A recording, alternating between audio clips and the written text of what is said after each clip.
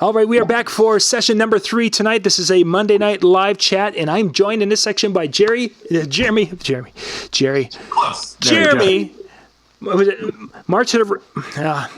I'm going to kill everything. Martorano. Yeah, let's just start this all over again because. Can we do it? Martorano. Jeremy Martorano. It's been a long day, and someday I'll talk to you guys about what today was. If you follow my Facebook page, you probably saw some weird stuff on there yesterday, and that's part of what today was. Anyway, Jeremy, good evening. Welcome. Thank you. How's it going? Doing well. It's been a day, and we're working our way through tonight, and it looks like we've got a good internet signal. We've got people watching us on YouTube and on Facebook tonight, so welcome everyone. We're going to be talking digital gobos tonight. Yes. So let's just jump right into it. With digital gobos, what is a digital gobo for those who have no idea what we're talking about? All right. Well, we know what the traditional gobos are. Hopefully, we do. That'd be a whole nother video if you don't. All right. So the regular gobos were done with metal and in theatrical lights or other transparency projectors. Digital gobos are strictly done with projectors, video projectors. That's basically what we're using these for. So now, what is there any major difference in what you can do with a digital gobo with a projector in a gobo world compared to a traditional gobo projector? Well, I like to live in a gobo world. That sounds fun.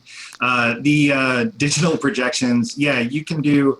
The benefits are awesome. You can do full color images. You can the old gobos, unless you did glass, had the little etchings in it, like the little tabs that would connect the metal.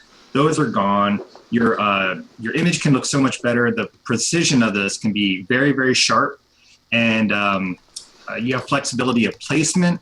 You can put a projector on the side of a room as opposed to directly across. You have keystoning, and the benefits are just really good. ROI.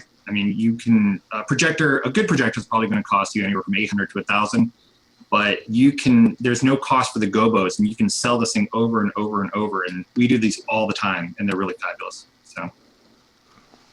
Very cool, very cool. I'm just pulling up the chat rooms and such. If you guys are out on Facebook, try to find us on YouTube. That's where we're doing the chat. I can't follow the Facebook chat tonight. For some reason, Facebook's showing me my top 2 posts on the Disc Jockey News page, and that's it. So for all I know, the rest of my page is gone, and the world of Facebook hates me. So we're out on YouTube, and that's where you guys can ask questions in the chat over there. Let's see. We got the digital. Let's talk about some of the equipment and such that is needed to make this all happen, because it's more than just a projector. Yeah, here, I'm going to show you. I've got a little list of some stuff that we can do here. Oh, yeah. What do you got here? There we go. Let me make sure. Here's some of your benefits, by the way. Sorry, I forgot about these. Oh, yeah. Go ahead. Great. See, the ROI is really good. The no-cost gobos. That basically means that if you know graphic design, you can create your own gobos. And I hate to put Apollo and Roscoe out of business. They're still fantastic. We use them for a lot of other things. But you can create all your own stuff really quickly. The flexibility of placement we talked about, the full colors and animated projections. And the last-minute sales. I heard you guys talking recently, or just in the previous episodes, about last-minute sales. You can have somebody call you theoretically the day of, and you could whip this thing out really quickly if you're quick enough on this. But usually we get a lot of last-minute week of, bookings. Jeremy, can you pull your mic? Hang on. Pull your mic down just a hair bit. Yeah, I'm hearing some crackling. Can you do that for us, and then we'll adjust on this end. All right. Yeah. Okay. Hold on. Let me. Gang, just kind of bear with us. This is called live web shows, and this is what happens. If you can get to that, even if you have to go off the full screen. But I want to. Okay. Here. Let me. How do you stop the share? You go on the bottom of the screen. There you go. Yep. Just. Okay. And we'll jump right back to it here. But let's. All right. So I'll get my microphone down here. Let's see. That's pretty low right there. Okay. Hopefully. I'll stay back. I won't get so close up on the microphone. I get excited. I can't help it. Yep, that's good. If we can pull it just a hair bit, I think that will get us there. Did that work? Let's give her a rock. Okay, let's get us back to that graphic, please. Okay. Sorry about that, but I just wanted to. If we can fix it, I want to fix it. So go full screen on that. There we go. There we go. Perfect. Now bounce us back to the last one because you were on your last point. Right. The equipment needed. So obviously you need a projector, right? I mean, that's where you're going to start off with. And we'll talk about some projector requirements in a minute, but usually you're going to need a projector to start off with. A USB thumb drive, all the projectors you're going to want nowadays, you can do PC-free presentations. So you can just stick that USB thumb drive in the back of it and you're good to go. And you're going to need a stand, obviously a tripod or a pipe and base to get it above people's heads. I mean, that's the whole point. You don't want to put this projector on the table right in front of the wall. I mean, you can, but don't, this is the better way to do it. And of course, a way to project, to mount that projector to the tripod or a pipe and base. Let's get some prices or give us a ballpark here. It's kind of what a decent, not break the bank, but yet, how much would I be looking on a projector and such, just to give us an idea. And I know am I getting you ahead? Is that later in your presentation? For pricing, no, I didn't really go into so much of the pricing. I can do that. Yeah, just give us just to bounce us back to that graphic again, and just to give an idea. Is this a $4,000 investment? Is it a that kind of an idea? Okay, so your projector, about $1,000. I mean, that's really about it. Your USB thumb drive, $5. Yep. Your stand or tripod base. I mean, you can get any 8-footer tripod base. I mean, about $50. Pipe and base, that's about $50 right there. Your projector mount is usually about $100, $150 for a good one. There's a couple of people that we recommend. Projectogram has a great one, and Michael Anderson has a really great one as well. Nice. Okay, so it's not huge money. And you can get going and have some quality things. Yeah, cool. Definitely. Okay. Some of the optional equipment is your image editing program. If you want to do this yourself, Photoshop, Paint, some of these other Mac programs are really great right here. Or you can order them offline, online. And a media player, which just costs about $50 for a good media player. But that you only need for animated, if you're going to do that. And we could talk about that later, but this is just kind of some optional stuff where you want to step it up. And that's what everybody's doing right now. So cool. Okay, right. What do you got next here? All right, let's see. There we go. Is that good for the equipment? Yeah. No, I think we're good. Let's go to the requirements for that projector. That was that's good. So what I think here is basically your projector. You can do this with any projector, quite honestly. You could do this with 2,000 lumen. It depends on the brightness of your room. What I'm going to tell you is what you can do with a 3,000 or higher lumen projector.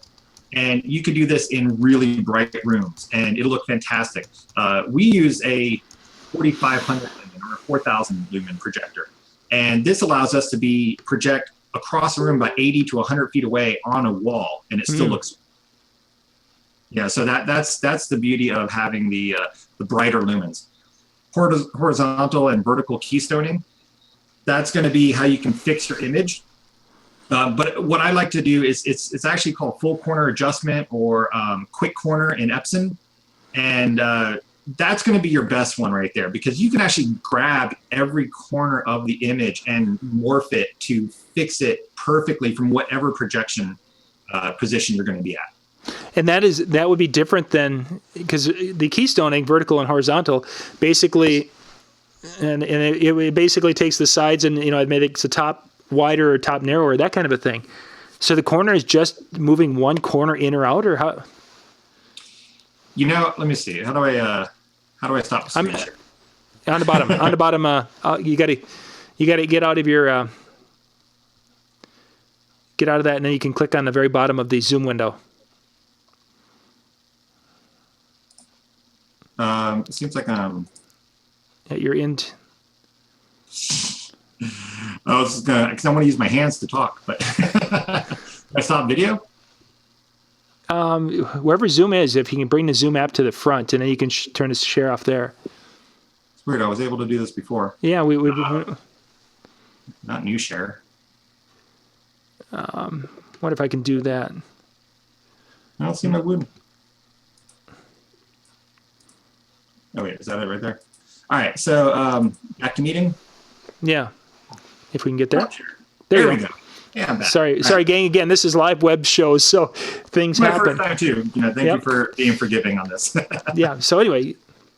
So with the keystoning, you basically have, you can just do the sides or, kind of the tilting like you normally do. Mm-hmm. You can do this with horizontal and vertical keystoning, but the corner, you can drag every corner. So even if you're shooting from a 45-degree angle out and down, you can warp that image perfectly. You can shoot for some crazy angles. And that's what Epson calls a quick corner. And I think Ben Q calls it full corner adjustment. So that would allow you basically then you're controlling that corner point, and you can take that up and basically you get it to the point where the top is vertical and the side is horizontal, and then you're good, I would guess.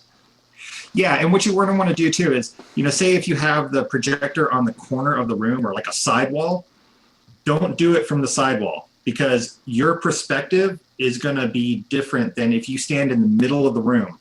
And with the remote control of projector, you kind of go through the menu, and then you get to the corner adjustment, and you just kind of, hit down, down, down, and in, and you just kind of get it perfect. I would recommend go to a different input with the blue screen, so you have a big blue box on the wall. Mm-hmm. And using that, you can get the perfect rectangle and keep everything in proportion. If you try to do it with your monogram, you can do it, but it's not going to be as easy. You want to use it with the, like if we're on the thumb drive input, I'll go to computer, so that way there's no input on that, and it's a blue box, and it just makes it easier. But yeah, that's basically like okay. That. It's a good idea. I'll have to do a demo video of that. Yeah, I think that would be really, very cool. I'd love to see that. Gang, we're going to take a little bit of a break. Jeremy, when we get back, let's go full screen again and get back to that. But we're going to take a break and put up some of our sponsors. We've got Top Hits USA, Color Key, and DJ Event Planner in this round of sponsors for our shows in 2016. Top Hits USA from RPM. Our name says it all. Get the latest hits while they're the hottest. With Top Hits USA, you'll have the track for sure. Visit tophitsusa.com or call 800-521-2537 and get a free demo.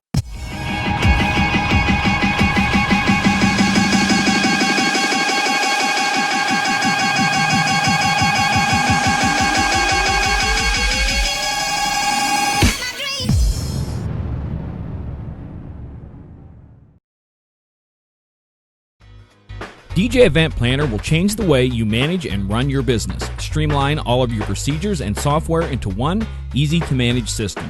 DJ Event Planner, the ultimate online planning tool.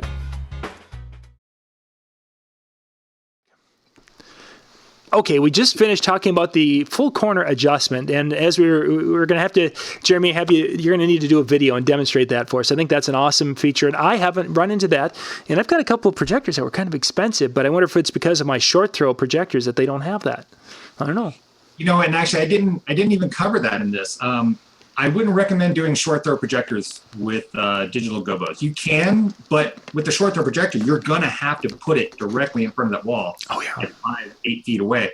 With normal long throw projectors or medium, whatever they call them, you can go, like I said, 80 to 100 feet away, and nobody will know where the projector is coming from. That's what you're trying to accomplish there. Very, very cool. Okay, let's move on here. What do we got next? So the next projector requirement is going to be USB thumb drive input, or what people like to say PC-free presentation. Every brand's going to call this something different, but just look for that. It's pretty simple. Like I said, you could use it. You could hook up a laptop to this. If you have a projector laying around, you just want to do this, hook your laptop into it and just go for it. But these are the standard features on most of the projectors out there nowadays. So take advantage of these. Cool. The next one you're going to want to say is your resolution.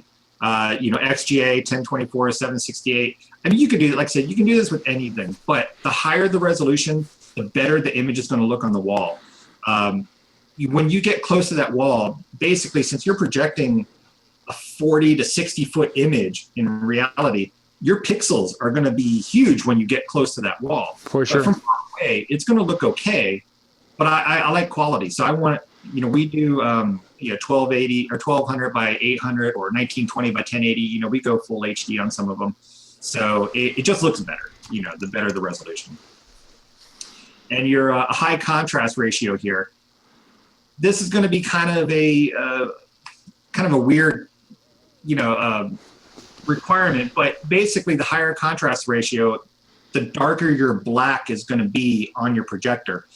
And but this can be a little misleading. I've seen projectors that say 1 million or 100,000 to 1 contrast ratio, and it still look horrible. Mm-hmm. So it's kind of like a good rule or a good guide, but don't rely on it. You're really going to want to rely on reviews from professionals or trial and error. Make sure you buy your projector from a place that has a good return policy if you don't like it. Sure. So, and these are the 2 projectors that we recommend: the BenQ MW769 or the Epson PowerLight. We use all Epsons just because we started with that, and we have these 2 right here, and they're fantastic. They're really bright. They're really good. The only downside is that they're LCD projectors, and we have that gray box that a lot of people talk about online, and I'll go into that in a few minutes. The BenQ is a DLP, and it doesn't have it. I have a good comparison. I'll show you that in a few minutes. Cool. But, yeah. So those are your projector requirements. Nice. If you wanted to, we could talk about placement real quick. Yeah, let's jump into that. We've got about another 5 or 6 minutes or so, somewhere in that ballpark, and we'll see where we're at. Maybe we can go a little longer if we need to. Okay, then I'll roll through. So This is the cool thing. With the projector placement, you can put this projector right here. This is like a real harsh 45 across and 45 up almost. That's where you get that perfect image projection, because you can quick corner and bring it down, and it looks fantastic. So, you traditionally you had to go all the way across the room directly, across from your image. And now with projectors, you don't need to. Here's another great example. Yeah, go ahead. Yeah, that projector, can you bounce back to again, please? Yep. Now that projector, that is all, wow, it's how many lumen? Is that the 3,000 lumen? No, all of ours are 4,200. Okay, so that's a 4,200 one. Now, are you running that with a USB, or what are you driving that image with?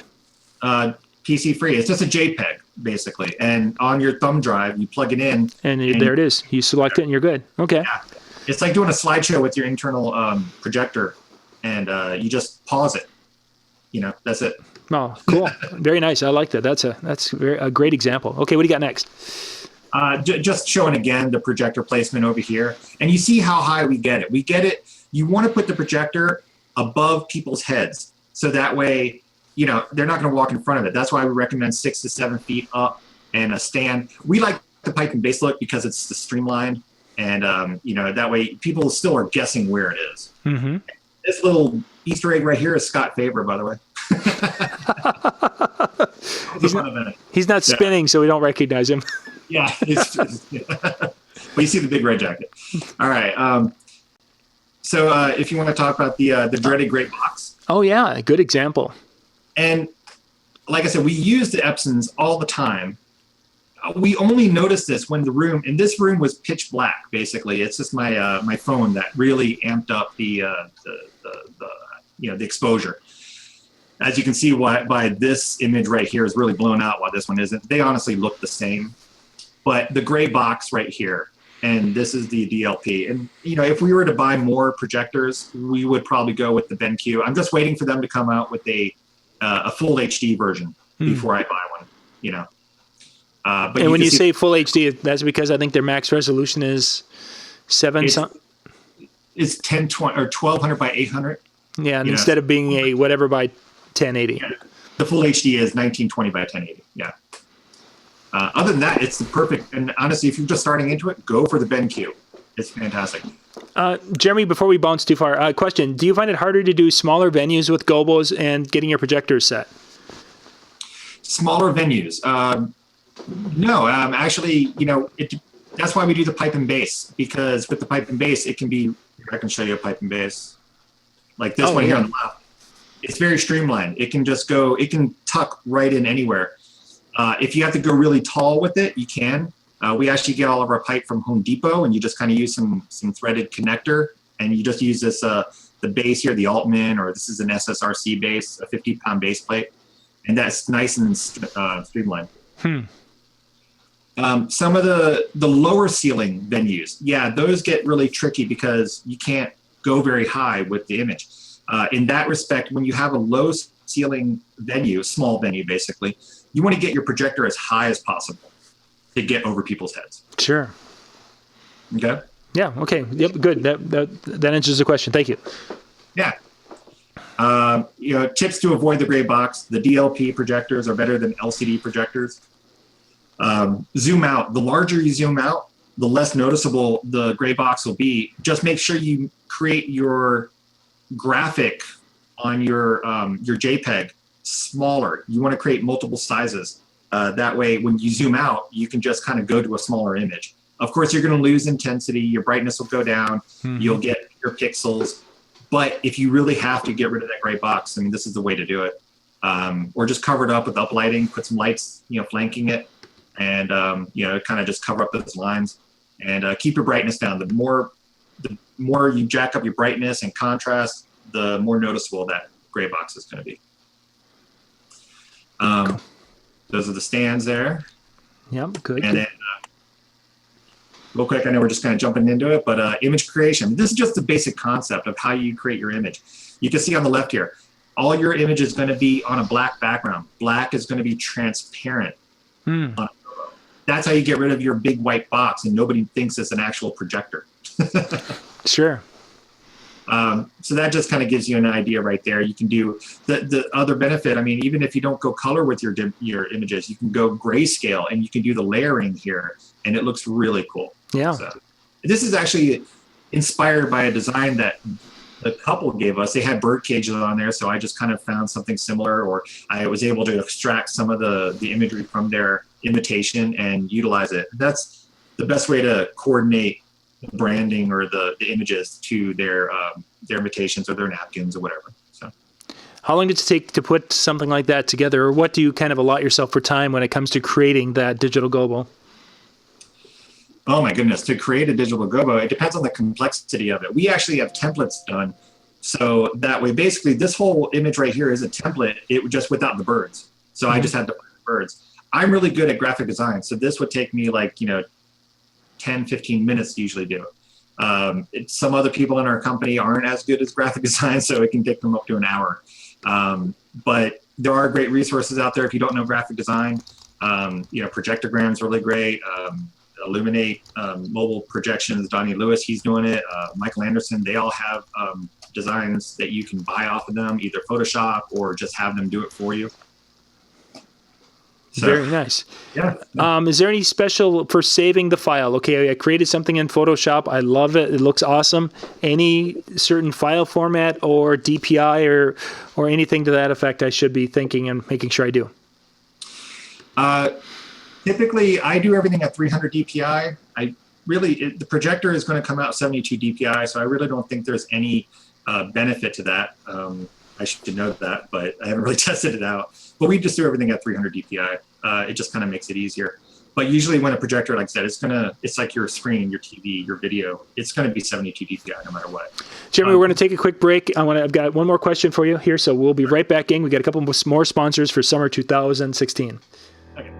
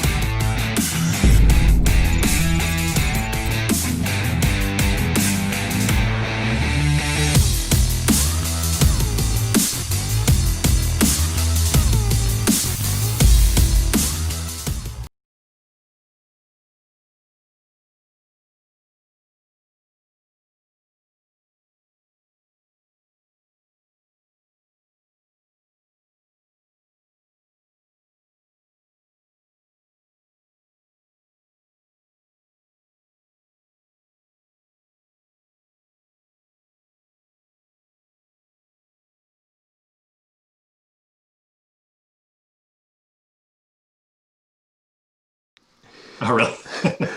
So those are some of our sponsors for 2016. Links are in the description below. Make sure you show them some love. Jeremy, let's talk. We've talked about getting started and such, and we just touched the surface. Let's talk about upsell pricing. What are some kind of a range for people if they're like, hey, I'm thinking about it, but what kind of money is involved with doing gobos like what you just demonstrated or showed in your pictures?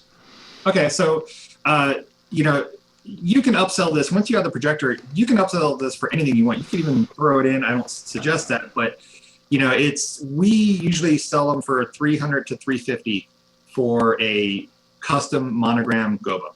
I mean, that's what we call them. That's what we sell it for, $300 to $350. We advertise $350, but usually we'll drop it down to $300 for our package pricing. A lot of other guys in our market will do $200 to $300. That's your standard, honestly, is $200 to $300. And but really, you could drop this down. There's no cost to you after you've gotten the equipment. Right. I know we're going to say, yeah, there's a cost, but once you have the equipment, you can do whatever you want with it. But that's usually our upsells. Going for full color, we don't charge any more for color because it's still just the same amount of graphic design. Yeah. We do charge more for animated, of course, and that is a whole nother topic that I won't get into now, but animated can be a lot better. Yeah.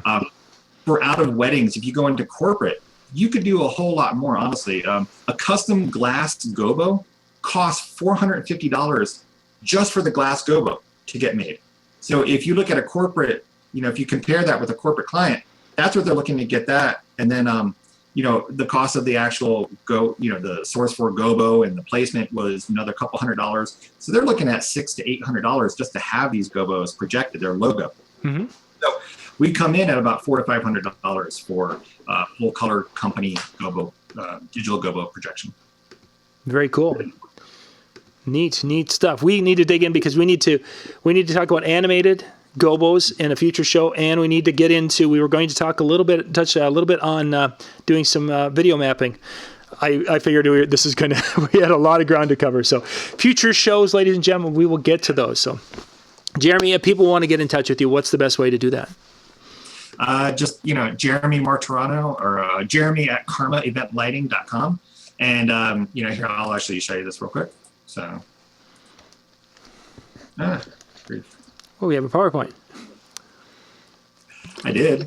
There it is. There it is. Here's my contact information. Yeah. Yep. There we go. I know you're going to put it up anyways, but there's my email, Facebook, whatever. You can even text me. I don't really care. We're call my business Karma for a reason. We're here to help you. Very good. Very good. And you've also got a YouTube channel. If you go to DJN TV, you'll find some of Jeremy's videos where he's done some things and he's looked at some gear and done some reviews and such. So you guys can go and check those out also. Jeremy, thank you very much for being with me. And I'm looking forward to digging in. We'll have to get you on a schedule for a little bit later this summer to get it part 2 and part 3. Yes, definitely. Part 5, 6, 7, 8, whatever. Yeah. That sounds great. Once again, ladies and gentlemen, you saw the links there. Get a hold of Jeremy if you have some questions about gobos and video gobos, and we'll be back with our final segment here in just a few minutes. Thanks for being with us. Bye, everybody.